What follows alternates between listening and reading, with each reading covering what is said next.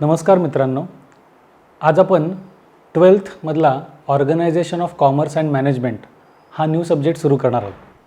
आपण जेव्हा 11thला ॲडमिशन घेतली होती तेव्हा तुम्हाला हा सब्जेक्ट ॲक्च्युली इंट्रोडक्शन झाला होता, organization of commerce and management. तर 11thमध्ये ह्या सब्जेक्टच्या शेवटी जो टॉपिक होता त्या टॉपिकमध्ये मॅनेजमेंट ह्याचं थोडंसं ब्रीफ इंट्रोडक्शन तुम्हाला दिलं होतं.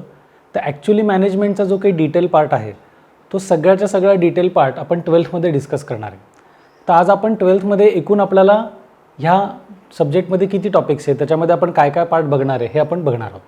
आता organization of commerce and management ह्याचा जो स्टँडर्ड शॉर्ट फॉर्म आहे OCM, तो सगळ्यांनाच माहिती आहे, ते आपण बघूयात. Principles of management first chapter जो आहे तो, तर याच्यामध्ये आपण काय बघणार आहोत, understands meaning and definition of principles of management. म्हणजे मॅनेजमेंटचे डेफिनेशन आणि प्रिन्सिपल्स जे आहेत बेसिक ते आपण सगळे लर्न करणार आहोत.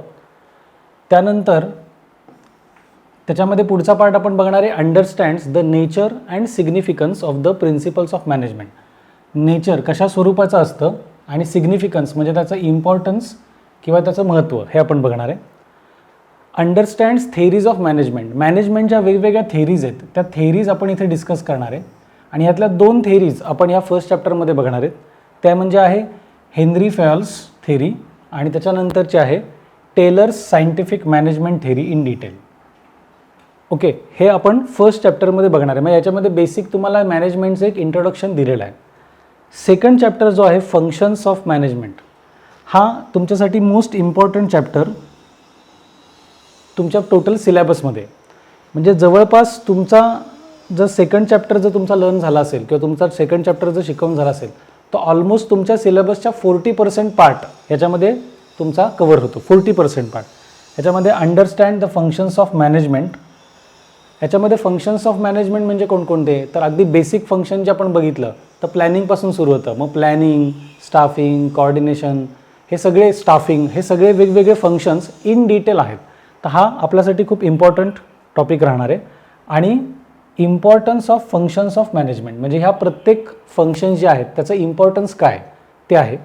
चॅप्टरच्या शेवटी तुम्हाला याच्यामध्ये जे काही 8 वेगवेगळे फंक्शन्स आहेत त्याचं कंपॅरेटिव्ह स्टडी दिलेला आहे. म्हणजे त्यातला डिफरन्स आणि कंपॅरिझन असं दोन्ही पार्ट दिलेला आहे. हा मोस्ट इम्पॉर्टंट टॉपिक आपल्या टोटल सिलेबससाठी. त्याच्या पुढचा चॅप्टर आहे एंटरप्रेन्युअरशिप डेव्हलपमेंट. तर ह्याच्यामध्ये एंटरप्रेन्युअर म्हणजे काय, नंतर एंटरप्रेन्युअरशिप डेव्हलपमेंट ह्याचं मिनिंग काय, आणि एंटरप्रेन्युअरशिप डेव्हलपमेंटसाठी आपण इनिशिएटिव्ज म्हणजे काय काय गोष्टी करायला पाहिजेत हा पार्ट डिटेलमध्ये आहे. हे झाले आपले पहिले 3 चॅप्टर OCMचे. आता आपण पुढच्या चॅप्टरकडे जाऊयात. पुढचा चॅप्टर आहे बिझनेस सर्व्हिसेस. आता हा जो चॅप्टर आहे बिझनेस सर्व्हिसेस, तर वेगवेगळ्या प्रकारचे बिझनेस सर्व्हिसेस असतात. तर त्या कोणत्या प्रकारच्या असतात ते आपण ह्या चॅप्टरमध्ये बघणार आहे. तर बिझनेस सर्व्हिसेसमध्ये बँकिंग, त्यानंतर इन्शुरन्स, त्यानंतर कम्युनिकेशन आणि त्यानंतर वेअरहाऊसिंग हा पार्ट आपला सुरुवातीला राहणार आहे. तर बँक्स म्हणजे काय, बँक्सच्या वेगवेगळ्या टाईप्स कोणकोणत्या आहेत, बँक्सचं प्रायमरी फंक्शन्स कोणते आहेत, सेकंडरी फंक्शन्स कोणते आहेत, हे सगळं डिटेल आहे याच्यामध्ये. हा जो टॉपिक आहे हा बऱ्याचशा आपल्या इकॉनॉमिक्स 12thमधलं जे इकॉनॉमिक्स आहे त्याच्यामध्ये मॅक्रो इकॉनॉमिक्स म्हणून जो पार्ट आहे त्याच्यामध्ये बँकिंग म्हणून पार्ट आहे, त्याच्यातले आणि ह्याच्यातले पॉईंट्स मॅक्सिमम सेम आहेत तुम्हाला, त्यामुळे ते तुम्हाला समजायला पण सोपं जाईल. त्यानंतर इन्शुरन्स, आपल्याला माहिती आहे लाईफ इन्शुरन्स आपण ऐकलेला असतो किंवा लाईफ इन्शुरन्स कंपनी LIC आपण ऐकलेलं असतं. मग लाईफ इन्शुरन्स व्यतिरिक्त कोणकोणते इन्शुरन्स असतात, त्याचे टाईप कसे असतात, त्याच्यामध्ये काय काय क्लॉजेस असतात, हे सगळं आपल्याला डिटेल ह्या चॅप्टरमध्ये कळणार आहे. कम्युनिकेशन, वेअरहाऊस आपण ऐकलेलं आहे की आपण जे काही एक्स्ट्रा आपल्याकडे ॲग्रिकल्चर प्रोडक्शन असेल किंवा इतर कुठलं प्रोडक्शन असेल तर ते स्टोअर आपण कुठे करतो, वेअरहाऊसमध्ये. मग वेअरहाऊस म्हणजे काय, त्याचे वेगवेगळे टाईप्स काय हे आपण बघणार आहे. नंतरचा पार्ट आहे ट्रान्सपोर्ट. आता ट्रान्सपोर्ट हा तसा बऱ्यापैकी जनरल नॉलेज बेस्ड आहे. ट्रान्सपोर्टमध्ये road transport, rail transport, water transport, air transport.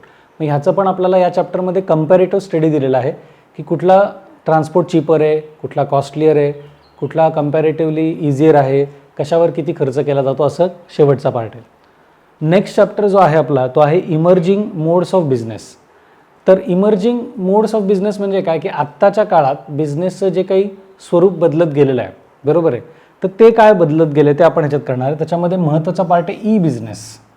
Okay, मग ई बिझनेस म्हणजे काय, त्याचं बेनिफिट्स काय, स्कोप काय, किंवा ऑनलाईन ट्रान्झॅक्शन्स आता आपल्या सगळ्यांनाच माहिती आहे, बरोबर आहे. आता आपण कुठल्याही गोष्टी जर परचेस करत असू, म्हणजे मोबाईल असू देत, टॅब असू देत, किंवा आपण इलेक्ट्रॉनिक्स वस्तू परचेस करत असू, तर मॅक्सिमम आता परचेस काय होतो, ऑनलाईन होतो. मग ऑनलाईनची जी प्रोसेस होते ती आपण पण केलेली असते, की आपण समजा एखादा गुड्स परचेस करायचं असेल तर ते आपण त्या कार्टमध्ये ॲड करतो, बरोबर आहे. मग कार्टमध्ये 1, 2, 3 समजा 4 गोष्टी आपण परचेस करायच्या ठरवल्या तर त्या कार्टमध्ये जातात आणि मग आपण त्याच्यामुळे पेमेंट करत जातो, बरोबर आहे. त्याला म्हणतात पेमेंट गेटवे. तर त्या थ्रू आपण पेमेंट केल्यानंतर आपल्याला कळतं की आपलं पेमेंट झालेलं आहे आणि आपल्याला ती कमॉडिटी मिळते, किंवा कॅश ऑन डिलिव्हरी हा पण पार्ट आपल्याकडे अवेलेबल असतो. मग आता अशा प्रकारचे ऑनलाईन ट्रान्झॅक्शन्स होतात तो पण मुद्दा आहे. म्हणजे आता हा कोर्स आपण रेकॉर्ड करतो आहे आणि तुम्हाला एका डॅशबोर्डच्या थ्रू किंवा पोर्टलच्या थ्रू सेल करतो आहे, तर तुम्हीसुद्धा इथे काय करणार आहात, ऑनलाईन ट्रान्झॅक्शन्स करणार आहात, बरोबर आहे. आपण जे पूर्वी ऑफलाईन म्हणजे face to face live classes घेत होतो त्याच्याऐवजी आपण आता ऑनलाईन रेकॉर्डेड क्लास देणार आहोत. म्हणजेच आपण सुद्धा काय झालो, ई बिझनेसकडे वळलेलं आहे. हे वन ऑफ द एक्झाम्पल म्हणून आपण बघू शकतो. त्याच्यामधला पुढचा पार्ट आहे अंडरस्टँड्स द आउटसोर्सिंग. तर आउटसोर्सिंग म्हणजे काय, त्याचं मिनिंग काय, आणि आउटसोर्सिंगचे वेगवेगळे प्रकार असतात. BPO, KPO, LPO. BPO म्हणजे बिझनेस प्रोसेस आउटसोर्सिंग, KPO म्हणजे नॉलेज प्रोसेस आउटसोर्सिंग, LPO म्हणजे लीगल प्रोसेस आउटसोर्सिंग. आणि हे जे आउटसोर्सिंगचं काम आहे हे खूप मोठ्या प्रमाणावर चालतं. म्हणजे आता भारतात बऱ्याचशा अशा कंपन्या आहेत किंवा प्रायव्हेट लिमिटेड कंपन्या आहेत की जे फक्त बाहेरच्या देशातल्या फॉरेन कंट्रीजमधल्या ज्या काही कंपनीज आहेत त्यांचं आउटसोर्सिंगचं काम इकडे करतात. म्हणजे त्यांचं समजा अकाउंटिंगचं काम करायचं आहे तर त्या अकाउंटिंग सॉफ्टवेअरमध्ये भारतातल्या कंपनी किंवा भारतातले एम्प्लॉईज भारतात राहून ऑनलाईन ते कामं पूर्ण करतात. नेक्स्ट चॅप्टर आहे social responsibilities of business organization. आता याच्यामध्ये सोशल रिस्पॉन्सिबिलिटी जे काय आहे ऑर्गनायझेशनची म्हणजे कुठल्याही बिझनेसची ती काय असते आणि ती कोणाकोणाच्या टुवर्ड्स आहे. म्हणजे social responsibility towards employees, social responsibility toward government, social responsibilities towards general public. अशा प्रकारे आपण हे डिटेल बघणार आहे. नेक्स्ट चॅप्टर आपण पुढे बघूयात, कन्झ्युमर प्रोटेक्शन. हा जो चॅप्टर आहे कन्झ्युमर प्रोटेक्शन याला आत्ताच्या काळात खूप महत्त्व आहे. कारण आपण बघतो की वेगवेगळ्या ठिकाणी वेगवेगळ्या जाहिराती केल्या जातात आणि त्या जाहिरातींमधून लोकांना फॉल्स प्रॉमिसेस म्हणजे खोटं काहीतरी आश्वासन दिलं जातं आणि प्रत्यक्षात तसं घडलं नाही तर मग कन्झ्युमरने काय करायचं. म्हणजे एखाद्या समजा ग्राहकाने काहीतरी परचेस केलं आहे आणि त्यांनी दिलेल्या डिस्क्रिप्शननुसार ते प्रोडक्ट समजा नसेल तर त्या ग्राहकाची फसवणूक झाली. मग त्याला प्रोटेक्ट करण्यासाठी जो काही ॲक्ट आलेला आहे कन्झ्युमर प्रोटेक्शन ॲक्ट त्या संदर्भातले डिटेल्स आपण ह्याच्यामध्ये बघणार आहोत. मग ह्याच्यामध्ये कन्झ्युमर प्रोटेक्शन म्हणजे काय, त्यानंतर त्याचं इम्पॉर्टन्स काय, काय त्याला एवढं महत्त्व आलं आहे, नंतर राईट्स ऑफ कन्झ्युमर म्हणजे कुठल्याही कन्झ्युमरचे राईट्स कोणते आहेत, अंडरस्टँड्स रिस्पॉन्सिबिलिटीज ऑफ कन्झ्युमर आपल्या जबाबदाऱ्या काय आहे ॲज ए कन्झ्युमर म्हणून, then understands consumer redressal mechanism. आता रिड्रेसल म्हणजे काय तर एखादी कंप्लेंट, एखादी वस्तू किंवा एखादी सर्व्हिस आपण घेतल्यानंतर त्याच्याबद्दल जर आपल्याला काहीतरी कंप्लेंट करायची असेल तर ती कंप्लेंट करण्यासाठी एक काहीतरी लीगल ऑथॉरिटी लागते, बरोबर आहे. म्हणजे त्याला कन्झ्युमर कोर्ट म्हणतात. तर त्याला म्हणतात रिड्रेसल. म्हणजे तुमच्या आलेल्या कंप्लेंट्स जिथं सोडवल्या जातील ते रिड्रेसल मेकॅनिझम असणार. आणि अंडरस्टँड द रोल ऑफ NGOज. NGOज म्हणजे नॉन गव्हर्नमेंट ऑर्गनायझेशन्स. अशा बऱ्याच NGOज किंवा नॉन गव्हर्नमेंट ऑर्गनायझेशन्स आहेत की ज्याच्यामध्ये या प्रकारच्या कन्झ्युमरला जर समजा काही त्रास झाला असेल किंवा त्याची कुठेतरी फसवणूक झाली असेल तर त्या NGOज त्यांना न्याय मिळवून देण्यासाठी ह्या कार्यरत असतात. अशा NGOजचा रोल पण आपण बघणार आहे. आणि लास्ट टॉपिक आहे मार्केटिंग. आता मार्केटिंग हा पार्ट आपल्या सगळ्यांनाच माहिती आहे कारण आपण रोज वेगवेगळ्या गोष्टींचं मार्केटिंग बघत असतो किंवा स्वतः आपण तो एक्सपिरियन्स करत असतो. तर meaning of marketing, types of market, मार्केटचे वेगवेगळे टाईप्स कोणते आहेत, importance and functions of marketing, मार्केटिंगचे इम्पॉर्टन्स आणि फंक्शन्स काय आहेत, आणि understands marketing mix. Marketing mix हा एक नवीन प्रकार आपल्याला या चॅप्टरमध्ये बघायला मिळणार की त्याचं मीनिंग काय आणि ते कशा प्रकारे करतात. आता ओव्हरऑल जर बघायला गेलो तर आपल्याला जो काही organization of commerce and management म्हणजे OCM हा सब्जेक्ट आहे तो आहे 80 मार्कांचा, बरोबर आहे. म्हणजे बोर्ड एक्झाममध्ये आपल्याला 80 मार्कांचा पेपर लिहायचा आहे. 20 मार्क्स हे तुम्हाला इंटरनल कॉलेजकडनं दिलेले मार्क्स असणार. आता हे 20 मार्क्स कशावर डिपेंड आहेत, तर तुम्हाला ह्याचं जे काही समजा सबमिशन करायला सांगितलं असेल किंवा काहीतरी प्रोजेक्ट करायला सांगितलं असेल तर ते वेळच्या वेळी करणं, ह्याच्यावर तुम्हाला 20 मार्क्स आहेत. ह्या 80 मार्कांमध्ये जर तुम्ही 8 चॅप्टर्सचं डिवायडेशन केलं तर मी तुम्हाला सांगितलं सेकंड चॅप्टर हा ऑलमोस्ट तुमचा मोर दॅन 40% तुमचा सिलेबस कव्हर करतो सेकंड चॅप्टर. त्यावर सेकंड चॅप्टर मोस्ट इम्पॉर्टंट राहणार आणि त्याच्यावर कशा प्रकारचे क्वेश्चन येणार आहे हे जेव्हा ते चॅप्टर मी घेत जाईन तेव्हा आपण बघणार आहे. आपण काय करणार आहोत इथून पुढच्या प्रत्येक व्हिडिओजमध्ये किंवा प्रत्येक चॅप्टरमध्ये आपण काय करणार आहे, तर चॅप्टर झाल्यानंतर त्या चॅप्टरच्या नंतर दिलेले जे काही MCQs आहेत तर त्या MCQs आपण डिटेलमध्ये बघणार आहोत. MCQचं आपण आन्सर्स लिहिणार आहोत. आता MCQs इम्पॉर्टंट काय, तर 80 मार्कांच्या पेपरमध्ये 20 मार्कांचं तुम्हाला MCQs आहेत 20 मार्क्सचे. मग आपण जर 20 मार्क जर ऑब्जेक्टिव्सचे मिळाले तर आपल्याला 25% तिथेच आपला मार्क्सचं स्कोरिंग होतं. मग हे ऑब्जेक्टिव्स आपण डिटेलमध्ये बघणार आहे आणि जर तुमचा कन्सेप्ट क्लिअर असेल तर तुम्हाला MCQ जास्तीत जास्त चांगल्या प्रकारे जमू शकतात. त्यामुळे आपण प्रत्येक चॅप्टरनंतर MCQ डिटेलमध्ये डिस्कस करणार आहे.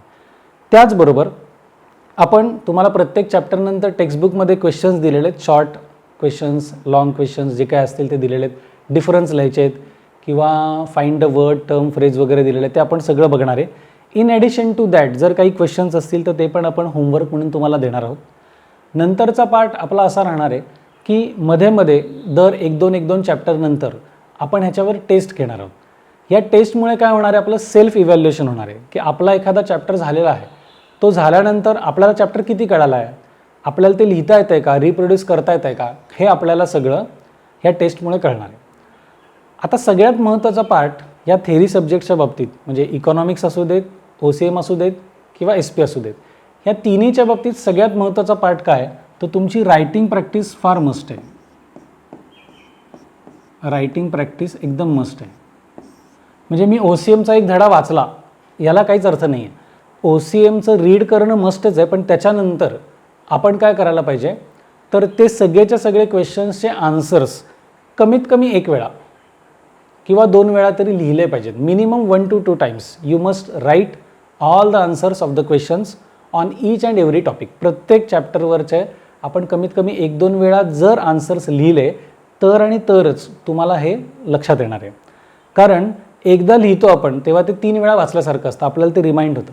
आणि तुमची जर रायटिंग प्रॅक्टिस असेल तर तुम्ही चांगल्या प्रकारे एक्झाममध्ये रिप्रोड्यूस करू शकाल. त्यामुळे रायटिंग प्रॅक्टिस ही मस्ट आहे. यानंतर आपण काय करणार आहोत, हे सगळेचे सगळे जे काही व्हिडिओज आपण करत आहोत तर त्याचे आपण छोट्या पार्टमध्ये आपण डिवाईड करणार. म्हणजे एकच लेक्चर आहे किंवा ते 1 तासाचं आहे, 1.5 तासाचं आहे असं आपण करणार नाही. फॉर एक्झाम्पल सपोज मार्केटिंग, तर मार्केटिंग म्हणजे काय, त्याचं मीनिंग काय, त्याचं डेफिनेशन काय, हे एक समजा 8 to 10 मिनिट्सचा एक व्हिडिओ झाला, तो वेगळा व्हिडिओ. मग मार्केटिंगचे टाईप्स हा दुसरा व्हिडिओ 10-12 मिनिटांचा, तिसरा व्हिडिओ अजून एक. म्हणजे आपण काय करणार, पूर्ण एका चॅप्टरला 10 ते 12 मिनिटांच्या छोट्या व्हिडिओमध्ये त्याला आपण डिव्हाइड केलेलं आहे. असं करण्यामागे तुमचा फायदा काय, की तुम्हाला एखादा स्पेसिफिक कन्सेप्ट रिवाईज करायचा आहे किंवा तुम्हाला एखादा स्पेसिफिक कन्सेप्ट बघायचा आहे, तर तुम्ही फक्त तेवढ्या व्हिडिओपर्यंत जाणार आणि तुम्ही ते वाढणार. म्हणजे तुमचा वेळ पण वाचणार आणि तुमचा डेटा पण तेवढा खर्च होणार नाही. म्हणजे तुमच्या दोन्ही गोष्टी इथे महत्त्वाच्या होतात. आणि तुम्हाला हे व्हिडिओ फॉर्ममध्ये आपण देतो आहे, तर हे करताना काय होणार आहे की तुमचा एकदा चॅप्टर बघून झाला, लिहून झाला, ओके, पुन्हा वाटलं तर तुम्ही पुन्हा रिवाईज करू शकता. आणि ह्या व्हिडिओ लेक्चरचा सगळ्यात महत्त्वाचा पॉईंट काय, की तुम्ही तुमच्या वेळेनुसार हे व्हिडिओज कधी पण बघू शकता. म्हणजे अशा प्रकारचं आपण जे काही कोर्स नवीन मार्केटमध्ये इंट्रोड्यूस केला आहे ह्याचा उद्देश हाच आहे की तुम्हाला सगळ्यांना तुम्हाला तुमच्या वेळेनुसार तुमच्या सोयीने छोट्या पार्ट्समध्ये वेळ वाचवून आणि तुमचा डेटा वाचवून तुम्हाला ते शिकता यावं, आणि हे पण एकदम नॉमिनल फीजमध्ये. म्हणजे ह्या कोर्स जेव्हा आपण ऑफलाईन शिकवतो तर याची पूर्ण इयरची पूर्ण कोर्सची फीज आहे 8,000, परंतु हा ऑनलाईन कोर्स आपण 75% डिस्काउंट देऊन फक्त 2,000 रुपये 2,000 रुपीजमध्ये आपल्याला हा कोर्स अवेलेबल करून दिलेला आहे. म्हणजे OCMच्या बाबतीत आपल्याला फक्त 2,000 रुपयात पूर्ण कोर्स डिटेलमध्ये मिळणार आहे. हा व्हिडिओ जर तुम्हाला आवडला असेल तर तुम्ही नक्की लाईक करा, तुमचे जे फ्रेंड्स आहेत त्यांना आठवणीने शेअर करा, आपला चॅनल सबस्क्राईब करा. तिथे एक बेल आयकॉन दिलेला आहे, तो बेल आयकॉनवर क्लिक करा, म्हणजे नवीन कोणतेही व्हिडिओ जर अपलोड झाले तर ते तुम्हाला बघायला मिळतील. त्याचबरोबर तुमच्या कमेंट्स नक्की कळवा की तुम्हाला अजून ह्याच्यामध्ये काय इम्प्रूव्हमेंट्स एक्सपेक्टेड आहे किंवा अजून आम्ही काय करायला पाहिजे हे नक्की सांगा. त्याचबरोबर डिस्क्रिप्शनमध्ये आपण एक शेवटी लिंक दिलेली आहे, त्या लिंकवर तुम्ही क्लिक केलं की तुम्ही पोर्टलला जाल, तिथे तुम्हाला एनरोल करायचं आहे. एनरोल केलं की तुम्हाला हा कोर्स पूर्णपणे अवेलेबल होईल. त्यामुळे हे जे काही नवीन पद्धतीने आपण सुरू केलेलं आहे ह्यासाठी सगळ्यांनी आवर्जून हे शेअर करा आणि लाईक करा.